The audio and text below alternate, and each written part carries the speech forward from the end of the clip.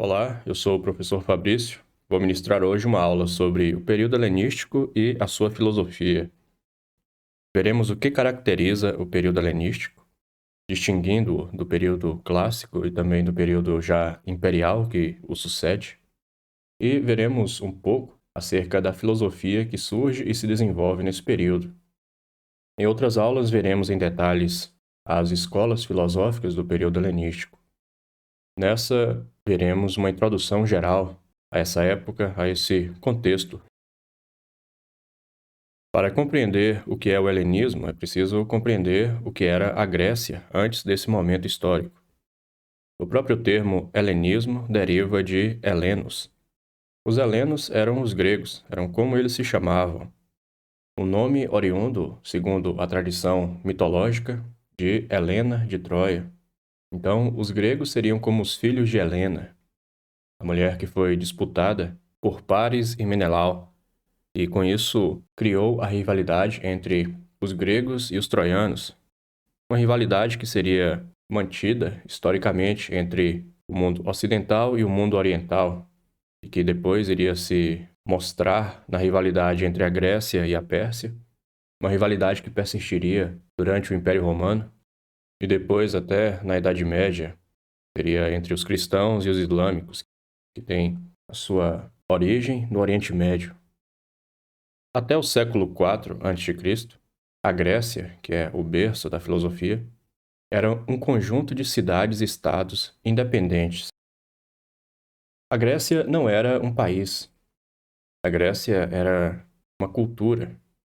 Várias cidades falavam a mesma língua, com variações regionais. Havia o jônico, o dórico, o ático. Porém, todos eles conseguiriam se entender. Eram dialetos locais. Possuíam a mesma religião, o mesmo panteão de deuses, porém também com diferenças locais. Em algumas cidades, alguns deuses eram considerados mais importantes do que outros. Alguns mitos eram contados de modo diferente em certas cidades em relação a outras. Eles também possuíam diferentes tipos de governo. Cada cidade dessas, ou cada pequena região, era um país, era independente politicamente e até, em muitos aspectos, economicamente de todos os outros. Por exemplo, Atenas era uma cidade-estado, ela era independente. Esparta era outra cidade-estado, independente. Então era como um pequeno país. A cidade-estado é a cidade e uma pequena região, relativamente pequena, em comparação com os países de hoje, de território agrícola. Esparta era a maior polis da Grécia em termos de território. Dominava grande parte da Lacônia, do Peloponeso. A maior cidade, em termos de população, era a cidade de Atenas. Porém, algumas dessas cidades eram muito pequenas, possuíam 10.000 habitantes, 5.000 habitantes, e eram independentes, ou pelo menos lutavam arduamente pela sua independência. Cada cidade possuía as suas leis próprias, possuía o seu modelo de governo próprio, geralmente também possuía a sua moeda própria. Em Atenas, se tinha um governo democrático. No auge de Atenas, no período clássico, em Esparta se tinha um tipo de governo oligárquico, mesclado a um tipo de gerontocracia, governo dos velhos.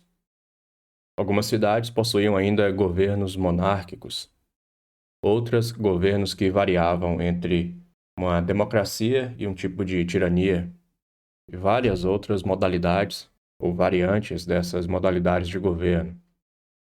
Então, a Grécia, resumidamente, era uma coleção de pequenos países independentes que geralmente, ou que comumente, entravam em conflito. Esses países realizavam comércio entre si, porém, em muitos casos, o comércio era interrompido por guerras. A mais famosa, a mais importante dessas guerras foi a Guerra do Peloponeso, que opôs Atenas e seus aliados contra Esparta e seus aliados. Uma guerra que dura quase 30 anos, guerra intermitente, porém que só se resolve após 3 décadas de conflito e após ter abarcado todo o mundo grego, desde a Jônia até o sul da Itália, a Magna Grécia. Um dos motivos da derrota de Atenas, por exemplo, foi a destruição da sua grande frota pela cidade italiana de Siracusa, cidade grega fundada na Itália. Essa situação de fragmentação da Grécia, de independência das várias cidades, persistiu até o século IV a.C. Como eu disse, essas cidades compartilhavam o mesmo idioma, falavam todas o grego, com suas variações regionais, compartilhavam aproximadamente a mesma religiosidade. A religião grega, sendo politeísta, comporta uma abertura muito maior do que religiões monoteístas. Então, o fato de haver uma diferença entre as várias cidades não era algo muito problemático. Até quando os gregos chegaram, por exemplo, em outros países, chegaram ao Egito e viram que no Egito eles cultuavam outros deuses, ao perceber que esses deuses em vários aspectos eram semelhantes aos seus deuses, porque os deuses de culturas politeístas geralmente representam cada um deles um arquétipo, eles associavam os deuses gregos aos deuses egípcios, realizavam um tipo de sincretismo e diziam: ora, esse deus aqui é apenas o deus Zeus, por exemplo, que em certo momento esteve no Egito e fez tais coisas, e no Egito ele é conhecido por outro nome, ou na Itália ele é conhecido por outro nome. Essas cidades compartilhavam também uma cultura aproximadamente semelhante. A cidade que mais se distinguia das outras em termos culturais era Esparta, que tinha um tipo de cultura militar fundada num tipo de relação quase feudal entre os espartanos e os ilotas, que não eram escravos, mas eram semelhantes aos servos medievais. Eles estavam atrelados à terra, porém deviam tributo aos espartanos e não tinham liberdade política. Estavam sob o jugo dos espartanos. Então, as cidades gregas, embora possuíssem muito em comum, embora fossem vistas pelos estrangeiros como todos pertencentes a uma mesma cultura, elas mantinham relações conflituosas e guerras constantes. As guerras na Grécia só cessavam de todo durante o período das Olimpíadas. Nas Olimpíadas, todos os conflitos deveriam ser extirpados, ou então deveria-se entrar pelo menos uma trégua, pois todas as cidades mandariam representantes para a Olímpia para competir nos Jogos.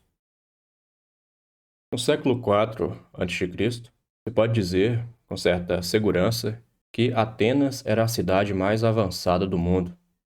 Era uma das maiores do mundo. Era o lar das grandes escolas filosóficas do período clássico. A escola de Platão, a Academia, regida então pelos sucessores de Platão, e a escola de Aristóteles, o Liceu. O Liceu não permanece por muito tempo em Atenas, mas a tradição filosófica iniciada por Aristóteles ainda se fazia sentir ali no século IV. Em todo caso, no início do século IV, alguém que quisesse estudar, que quisesse aprender acerca do mundo, acerca da natureza, não encontraria lugar melhor do que a cidade de Atenas. O fato é extraordinário que numa cidade relativamente pequena, talvez 200 mil habitantes na época, se tivesse ali figuras tão importantes para a história do pensamento, figuras que nos influenciam até hoje em diversos aspectos. Platão e Aristóteles são os principais, porém havia ali vários outros, muitos filósofos, muitos artistas, escritores, poetas, que influenciam o mundo, não só o mundo ocidental, até hoje. Uma das regiões da Grécia, uma região considerada distante e atrasada, era a Macedônia, uma região periférica ao norte da Grécia. A Macedônia era mais rural, as cidades eram menores, e os gregos os viam como pessoas mais atrasadas, menos desenvolvidas, os outros gregos, principalmente os atenienses. Porém, essa região da Macedônia, como que oculta aos olhos dos demais gregos, e talvez devido à sua relativa ausência nas muitas guerras que ocorreram, principalmente a Guerra do Peloponeso, foi se fortalecendo, foi se desenvolvendo. Em meados do século IV, o rei Filipe II da Macedônia foi realizando uma série de conquistas militares. Filipe era um grande estrategista, foi talvez o primeiro a utilizar em larga escala a cavalaria na Grécia. As guerras na Grécia eram travadas entre exércitos de infantaria, infantaria pesada, os hoplitas. Geralmente se usava pouco artilharia, arco e flecha, e artilharia pesada, quase não era utilizada. E também a cavalaria era pouco utilizada. A Grécia é um território montanhoso, então eles preferiam o uso de infantaria pesada, hoplitas. Porém, Filipe, havendo aprendido ao longo de várias guerras, havendo aprendido observando outros países, observando a Pérsia, incorporou várias novas estratégias de guerra. Ele aprimorou a infantaria pesada grega, inventando a chamada falange macedônica, em que cada homem utiliza uma grande lança chamada sarissa, ao invés da lança mais curta dos gregos. A sarissa, feita com a árvore da Macedônia, uma lança de 5 ou 6 metros, de modo que cada fileira desponta por entre os vãos e dando suporte a esse grande bloco, cavalaria. Cavalaria recrutada da Macedônia e de regiões vizinhas. A melhor cavalaria da Grécia estava sob o comando de Filipe II.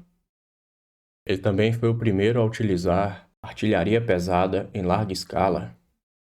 A Grécia, que era muito desenvolvida, na guerra ainda utilizava, em vários aspectos, estratégias antigas. Filipe da Macedônia recrutou os melhores engenheiros, os faz inventar máquinas de guerra. Inventa, por exemplo, catapulta, que é um grande arco que lança imensos dardos ou lança pedras. Inventa também torres de sítio para tomar as muralhas das cidades. Então, é o primeiro na antiguidade, ou um dos primeiros, a utilizar em larga escala essas máquinas de guerra, que aprimoram suas estratégias e lhe dão uma grande vantagem contra outras cidades. O resultado disso é que, em meados do século IV, o rei Filipe da Macedônia havia submetido as cidades da Grécia.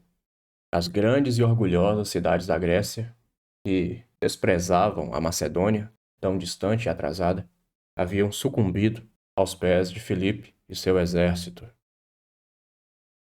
Enquanto Filipe realizava suas grandes conquistas, se tornava o homem mais poderoso da Grécia, seu filho, Alexandre, crescia na Macedônia.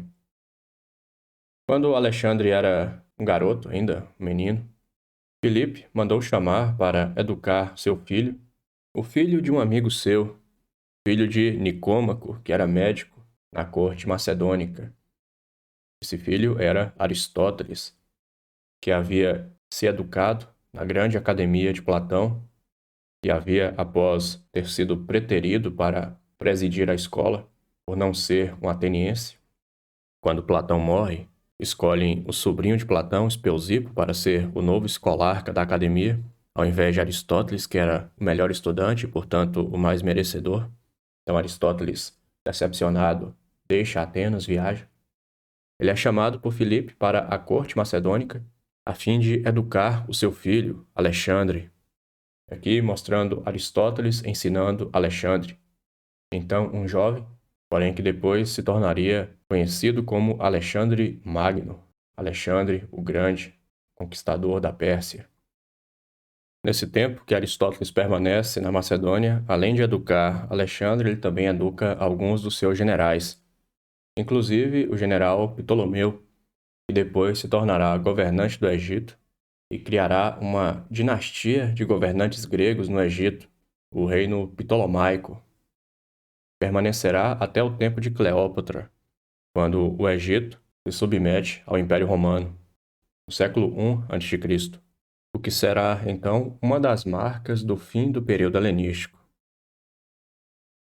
Mas quando se inicia o período helenístico, ele tem como marcos principais alguns eventos.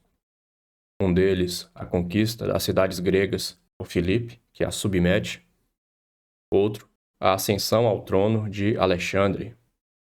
Mas o principal será o disseminar-se da cultura grega para fora do mundo grego, que será a obra dos macedônicos, liderados por Alexandre. Quando morre Filipe, após suas muitas conquistas, seu filho Alexandre torna-se rei da Macedônia, aos 20 anos de idade. Alexandre era então muito jovem, porém, desde mais jovem ainda, ele já era experimentado em combate. Conta-se que Alexandre, ainda adolescente, já liderava tropas de seu pai em combate. Já era respeitado pelos homens como um líder militar. Ele aprendeu as técnicas de seu pai e foi além de Filipe nas táticas militares. Alexandre se tornou o maior general da história para muitos, certamente um dos maiores, ao lado de homens como Napoleão, Júlio César. Acostumado desde a adolescência a batalhas, Alexandre se tornou o melhor comandante militar da história. Pelo menos o melhor até então. Alexandre pega o grande exército de seu pai, pronto, homens endurecidos por muitas guerras. Ele herda os generais de seu pai, herda os engenheiros militares de Filipe, e ele utiliza tudo isso, aprimora tudo isso, para voltar-se ao grande e antigo inimigo da Grécia, que é o Império Persa. A Pérsia havia tentado conquistar a Grécia outras vezes, muitos anos antes, nos anos 490 a.C., 480, dominaram parte do mundo grego, a região da Jônia, região da Ásia Menor, onde se origina a filosofia com Tales de Mileto. Porém, ao combater a Grécia continental, o centro da Grécia é derrotada duas vezes, sendo a última dessas em 480, quando a frota persa é derrotada no mar por Temístocles e o exército persa é derrotado na Batalha de Plateia. Porém, essa derrota não significou a destruição da Pérsia. A Pérsia continuou existindo por séculos após esse período e era ainda um grande inimigo e rival da Grécia. Embora os gregos, alguns gregos em muitos casos, se aliassem aos persas para combater outros gregos, inimigos internos, ou então se vendessem como mercenários ao exército persa ou aos reis da Pérsia que estivessem em disputas internas. Por exemplo, há o grande livro de Xenofonte, Anabase, que mostra a trajetória de 10.000 soldados gregos, mercenários gregos que estavam lutando pelo rei Ciro da Pérsia, e após a morte desse rei, desse pleiteante ao trono persa, se veem forçados a retornar para a Grécia. E a Anabase narra esse período de árduo trajeto desde o coração da Ásia até a Europa, em que eles são assediados por muitos inimigos, e eles travam muitos combates até retornar. Xenofonte foi um dos discípulos de Sócrates, era contemporâneo a Platão, escreveu vários livros, tratando principalmente de temas militares e econômicos, mas também escreveu uma apologia de Sócrates, que é distinta daquela feita por Platão. Então, no século IV a.C., usando um exército de cerca de 40.000 homens, Alexandre partiu em uma campanha contra a Pérsia. Seu pai já havia dominado a Grécia, então ele contava com recursos das cidades gregas, e ele parte na sua campanha militar. Esse mapa aqui mostra a extensão do Império Persa se comparado com a Grécia. A Pérsia dominava então, além do Oriente Médio, partes da Índia, dominava a Ásia Menor, inclusive várias cidades gregas na Ásia. Dominava também o Egito, uma civilização muito antiga e muito rica, grande produtora agrícola, devido à fertilidade do Nilo. Seu exército de 40.000 homens, Alexandre vai obtendo grandes vitórias contra os persas, que possuíam um exército muito superior em número. Porém, as táticas de Alexandre, as tropas que ele utilizava eram superiores, e um a um os exércitos persas vão sendo derrotados, até, finalmente, a derrota final da Pérsia na grande batalha de Gaugamela. Então, Alexandre prossegue sua campanha, viaja até o interior da Ásia, chegando até a Índia, vai conquistando todas essas regiões, vai fundando cidades em seu nome, fundando Alexandrias. A principal delas ficará no Egito, na foz do rio Nilo, a grande cidade de Alexandria. Conta-se que Alexandre queria conquistar o mundo inteiro. Ele pensava que o mundo teria um fim, o mundo emerso, o continente, e esperava encontrar o grande oceano do outro lado. Então ele vai levando seus homens para cada vez mais longe. Quando chegam à Índia, após muitos anos de guerras, muitos anos de sofrimento, seu exército se recusa a avançar mais e ele se vê forçado a voltar antes de ver o final do mundo e estabelece sua capital na Babilônia, na antiga e rica cidade da Babilônia, ali mantendo seu breve reino. Aqui um mapa do mundo apenas para comparar as dimensões de que estamos tratando aqui. É uma região relativamente pequena do mundo, porém, na época, os gregos entendiam Alexandre como conquistador do mundo conhecido. Ele havia conquistado quase todo o mundo. A Grécia estava sob seu domínio e a Pérsia, que era o maior império até então. Alexandre, ao dominar os persas, não os tratou como simplesmente súditos, simplesmente subjugados aos gregos. Ele queria mesclar a cultura grega e a cultura persa, criar um império universal. Ele queria que todos os homens da terra habitassem sob um mesmo império. Então ele realiza intercâmbio entre a cultura grega e a cultura persa. Mas é claro que, estando os gregos na posição dominante, os gregos haviam derrotado os persas, a cultura grega acaba predominando, pelo menos nas classes mais altas. O grego, a cultura grega, o helenismo, se dissemina pela Ásia, se dissemina pelo antigo Império Persa, também pelo Egito e por partes da Europa. Essa disseminação da cultura grega, que se torna dominante no mundo conhecido, é o que se entende enquanto helenismo. O helenismo é a difusão da cultura grega, período em que ela é predominante.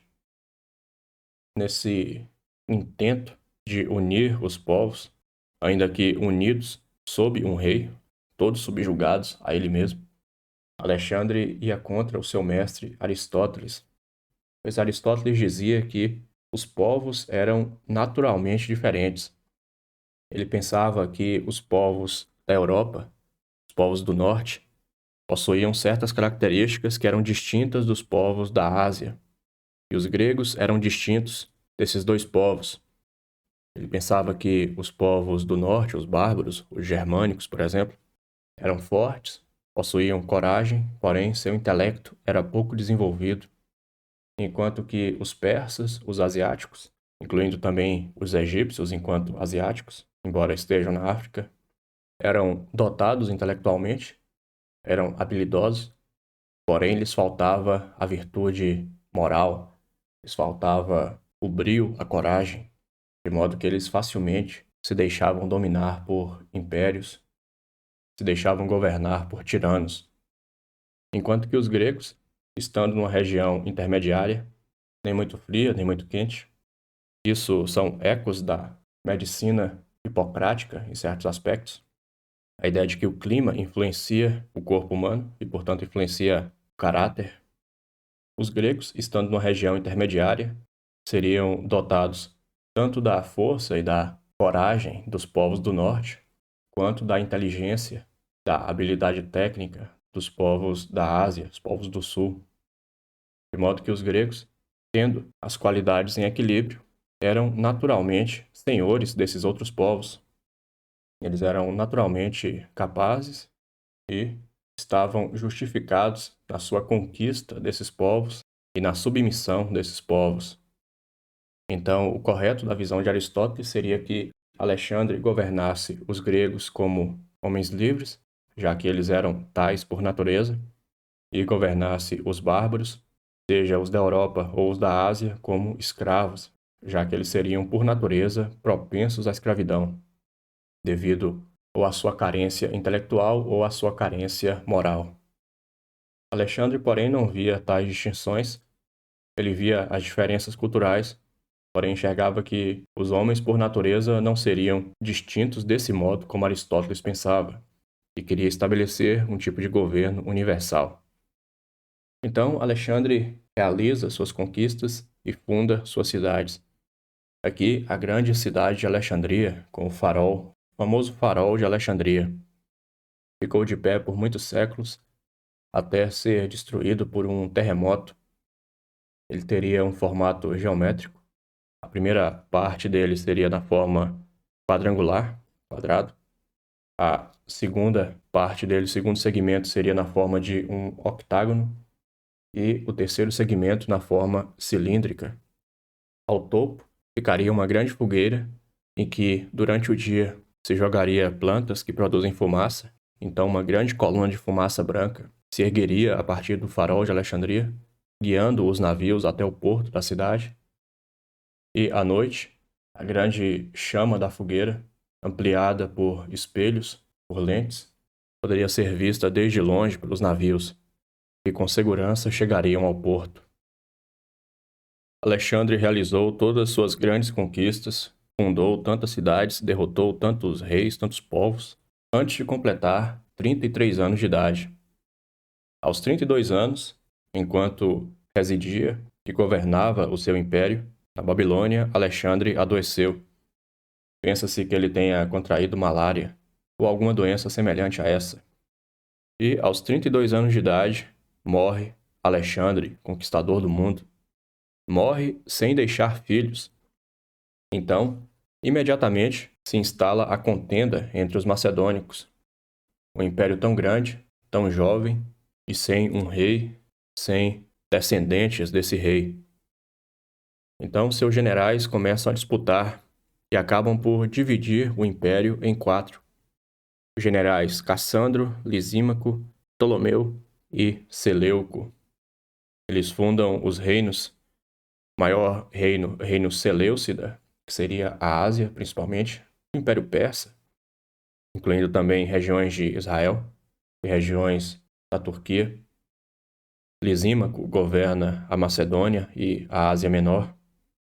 Cassandro se torna governante da Grécia. Esse, o reino, um dos mais instáveis, já que as cidades gregas não facilmente aceitam esse domínio e se rebelam, sendo esse, inclusive, um dos motivos da partida de Atenas por parte de Aristóteles quando morre Alexandre, já que os atenienses revoltam-se contra o governo macedônico, contra os macedônios que estavam em Atenas, entre eles Aristóteles.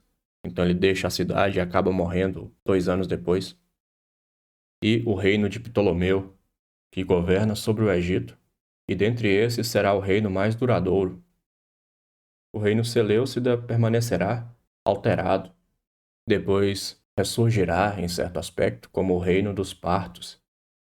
A Pártia será talvez a maior rival de Roma durante o período imperial. Nesse período, estava surgindo o Império Romano.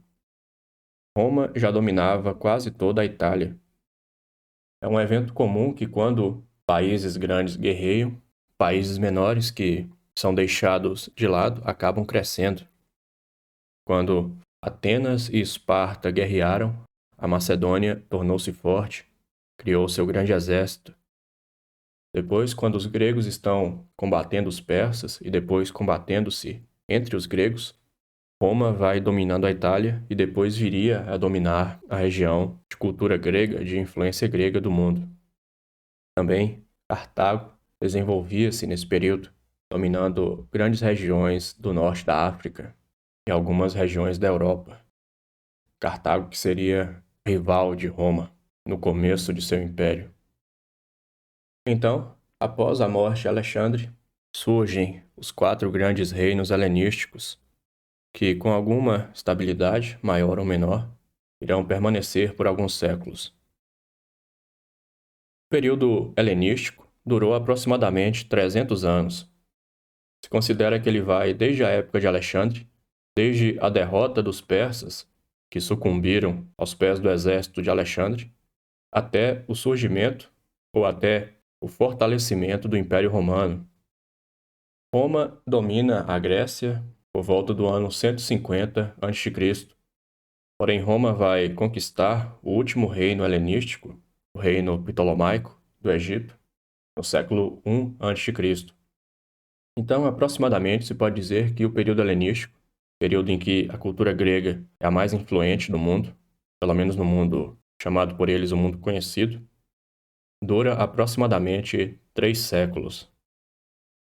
Aqui um antigo mosaico mostrando Alexandre montado em seu cavalo bucéfalo, e foi com ele desde a Macedônia, desde a Grécia até a Índia e retornou. Alexandre liderando seus homens contra o rei Dario II da Pérsia, este montado em seu carro. E nessa imagem é possível ver as grandes lanças macedônicas, a sarissa. Alexandre no cavalo, liderando a cavalaria nas suas grandes manobras, que por fim fizeram sucumbir o exército persa. Os séculos do helenismo foram um período de grande evolução nas ciências, nas artes e na literatura, que, por exemplo, um exemplar de uma escultura feita no período helenístico, mostrando Laoconte e seus filhos, escultura de extrema complexidade, extremo esmero e técnica. No período clássico, em Atenas, foi o período em que a filosofia alcançou seu mais alto grau de refinamento, nos sistemas de Platão e Aristóteles. Foi o período em que o teatro alcançou a sua acme, o cume do seu desenvolvimento, com Sófocles, Ésquilo, Eurípides, também Aristófanes, na comédia. Porém, principalmente na evolução científica, ou, em certos aspectos, pré-científica ou proto-científica, o helenismo supera o período clássico. No período helenístico, por exemplo, viveu Arquimedes, o grande engenheiro matemático, viveu Euclides, o grande geômetra, também Eratóstenes, que calculou o tamanho da Terra, Aristarco, que afirmou o heliocentrismo. As ciências, a astronomia, a matemática, a geometria, a mecânica, se desenvolvem muito no período helenístico. Até o século IV a.C., Atenas era o centro intelectual do mundo grego. Ali estavam as principais escolas filosóficas, os maiores artistas, era a cidade mais rica e mais populosa. Porém, após as conquistas de Alexandre, após a expansão do mundo grego para o mundo que estava sob a esfera de influência persa, a principal cidade, a maior e a mais desenvolvida, se torna Alexandria, no Egito. Alexandria, uma das muitas cidades com o nome de Alexandre, fundada na foz do rio Nilo. A cidade de Alexandria, comandada por Ptolomeu e depois por seus descendentes, pela dinastia ptolomaica, que duraria por séculos e se encerraria apenas com Cleópatra. Cleópatra, uma rainha grega no Egito, descendente de Ptolomeu I, que foi general de Alexandre Magno em suas conquistas. A cidade de Alexandria, que chegou a ter 500.000 de habitantes, um grande tamanho para o mundo antigo, além do seu famoso farol, foram fundadas também 2 instituições importantíssimas para a história da humanidade, para a história do desenvolvimento cultural humano. Essas 2 instituições foram o Museu e a Grande Biblioteca de Alexandria. Aqui uma imagem do Museu de Alexandria, recriada no jogo Assassin's Creed Origins, que se passa no Egito Ptolomaico. Sobreviveu a fachada de alguns desses prédios dessa época, então os criadores do jogo ali recriaram com a melhor informação que possuíam como deveria ser. É possível notar que o prédio é pintado ali, possui cores. Muitas pessoas têm essa ideia de que a arquitetura grega era toda de mármore branco, sem detalhes, mas analisando esses vestígios, se verifica que a maior parte desses prédios, principalmente as partes mais detalhadas, recebiam pintura. Porém, a pintura se desgastou ao longo dos séculos, de modo que sobrou apenas o mármore. A Biblioteca de Alexandria não foi a primeira biblioteca do mundo, mas foi a mais importante. Possivelmente, a primeira biblioteca do mundo, pelo menos a primeira com alguma dimensão, foi a Biblioteca de Uruk. Uruk, a primeira cidade do mundo a alcançar 50 mil habitantes, na Mesopotâmia. A primeira grande cidade do mundo. Talvez, pelo menos na interpretação que se dê ao termo cidade, talvez a primeira de todas as cidades da Terra. Ali em Uruk, cobriram tabuinhas de barro com a escrita cuneiforme, devido ao modo como escreviam, utilizando um instrumento com a ponta triangular. Também houve uma grande biblioteca na Babilônia, onde muitos livros eram guardados nesse mesmo formato de tábuas de barro, onde se escrevia e depois assava o barro para deixá-las permanentes. Na Grécia, sabe-se de uma biblioteca formada na Academia de Platão. Inclusive, essa biblioteca teria servido a Aristóteles, que ficou conhecido por seus companheiros de estudo como o ledor, porque ele lia muitos livros, numa época em que o comum era obter o conhecimento por via oral, era ouvir a leitura pública de livros. Por exemplo, Heródoto leu seu livro, A História, leu em Olímpia, durante os Jogos. Biblioteca da Academia, formada pelos companheiros de estudo do Círculo Platônico. A Academia era não uma instituição formal, mas como um círculo de amigos, como uma confraria. Então, cada um contribuía. Os livros eram caros, eram difíceis de copiar, então não se tinha muito hábito de guardar livros em casa. Os livros eram vistos mais como um bem público, ou um bem de um grupo. Depois formou-se uma biblioteca importante também no Liceu de Aristóteles, onde ele reuniu, por exemplo, muitas constituições de várias cidades gregas. Teria reunido mais de uma centena de constituições para estudar as leis, estudar os costumes. E esse material todo teria servido para ele elaborar a política, uma de suas grandes obras. Inclusive, conta-se que, pouco tempo após a morte de Aristóteles, depois dele ter deixado a cidade por conta dos sentimentos antimacedônicos que se seguiram à morte de Alexandre e ao desfacelamento do seu império, os livros de Aristóteles, assim como outros livros que ele possuía, acabaram ficando guardados em um porão de uma casa que normalmente serviria para armazenar coisas, armazenar vinho, talvez. E lá os livros permaneceram esquecidos por 200 anos, até serem redescobertos e depois organizados e publicados por Andrônico de Rhodes. A Biblioteca de Alexandria surge após o comando de Ptolomeu. Ptolomeu era poucos anos mais velho que Alexandre, e é bastante provável que tenha também estudado, ou pelo menos participado, em alguma medida, dos grupos de estudo promovidos por Aristóteles, assim como também Cassandro, que tornou-se rei de um dos fragmentos do território de Alexandre.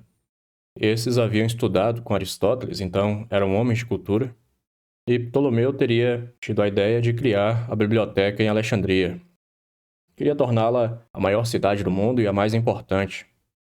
Então, quando Alexandria se torna um grande entreposto comercial, principalmente devido à sua localização na foz do rio Nilo, se tornou a cidade mais importante do Egito. Quando chegavam os navios até Alexandria, os navios eram investigados, não à procura de contrabando, mas à procura de livros. Quando encontravam um livro no navio, verificavam se esse livro já não estava na biblioteca. Caso não estivesse, o livro seria confiscado temporariamente, então ele seria copiado por funcionários específicos para isso, e depois eles devolviam a cópia para a pessoa e ficavam com o original. Guardavam o livro original na biblioteca. Realizaram esse procedimento por centenas de anos, de modo que a biblioteca cresceu e o seu acervo se expandiu até tornar-se a maior biblioteca de todos os tempos até então. Estima-se que cerca de 500 mil de livros estavam armazenados na Biblioteca de Alexandria durante o seu auge. Ali estavam vários textos, inclusive, que não existem mais, que se perderam com o tempo. Certamente estavam lá os livros dos filósofos pré-socráticos, o livro de Anaximandro, que considera-se ser o primeiro livro em prosa do mundo, e o primeiro livro de filosofia. Estava lá, certamente, o poema completo de Parmênides. Estavam, com grande probabilidade, vários livros de Demócrito, ao qual são atribuídas dezenas de obras. Georges Laërce diz que Demócrito escreveu dezenas de livros de filosofia sobre os temas mais diversos. Hoje temos apenas fragmentos de Demócrito. Também os livros dos sofistas, o livro de Protágoras, onde ele teria iniciado dizendo que acerca dos deuses não sei se são ou se não são, pois muitas coisas impedem a compreensão desse tema, a complexidade do assunto e a brevidade da vida humana. Esse livro, se todas as cópias não foram queimadas pelos atenienses, deveria estar lá. Também o livro de Aristarco, onde ele teria proposto pela primeira vez a teoria heliocêntrica, contradizendo Platão, Aristóteles, depois Ptolomeu, que defenderam o modelo geocêntrico acerca do cosmos. Ou seja, uma grande quantidade de obras de um valor inestimável, muitas das quais se perderam para sempre, a não ser que, por acaso, por uma grande sorte, se encontre alguma dessas obras enterrada, preservada, como pergaminhos do Mar Morto, ou então as obras que foram encontradas e, por meio de técnicas mais avançadas, lidas, obras de Herculano e Pompeia preservadas pela cinza do vulcão, destruiu e, ao mesmo tempo, preservou aquelas cidades. A Biblioteca de Alexandria, tendo um tão imenso acervo, possuía muitos funcionários, muitas pessoas que trabalhavam ali, e essas pessoas desenvolveram algumas técnicas que, modificadas, são usadas ainda hoje. Eles teriam criado o primeiro sistema de classificação de livros para organizar esse tão grande número de volumes. Teriam também estudado a gramática, desenvolvido a gramática. Considera-se que o sofista Pródico foi o criador da gramática. Porém, os estudiosos que trabalhavam na Biblioteca de Alexandria foram aqueles que desenvolveram a gramática do grego, que distinguiram os termos, distinguiram verbos de substantivos e outras categorias gramaticais, e, ao criar a gramática do grego, criaram um modelo que serviria para a gramática de outras línguas, gramática de modo geral. Ali na biblioteca, muitos supõem que desenvolveu-se a escrita um período mais arcaico, período, por exemplo, dos pré-socráticos, dos sofistas. Se escrevia ainda sempre utilizando letras maiúsculas, sem separação entre as palavras, escrevia sem pontuação, sem parágrafo, tudo junto, um bloco de texto, o que dificultava a leitura. Na biblioteca, ao ter tantos livros à mão, essas pessoas descobriram que fazia sentido, por exemplo, separar as palavras. Isso facilita a leitura. Perceberam, talvez ao copiar os livros, que escrever letras arredondadas é mais fácil com a pena do que as letras retas, com ângulos, que são mais apropriadas para o cinzel, o martelo e o cinzel na pedra, do que a escrita fluida no papiro egípcio. Então, criaram as letras minúsculas do alfabeto grego, algumas semelhantes ao alfabeto latino que nós utilizamos, o alfabeto romano. Perceberam que a entonação, a diferença entre uma questão e uma afirmação, é difícil de perceber num texto puro. Então desenvolveram sinais de pontuação. O ponto, a vírgula. Interrogação para eles era um ponto e vírgula. Um ponto alto no meio da linha era o equivalente a 2 pontos. Então eles desenvolvem certas técnicas de escrita, técnicas de organização do texto que ainda utilizamos hoje.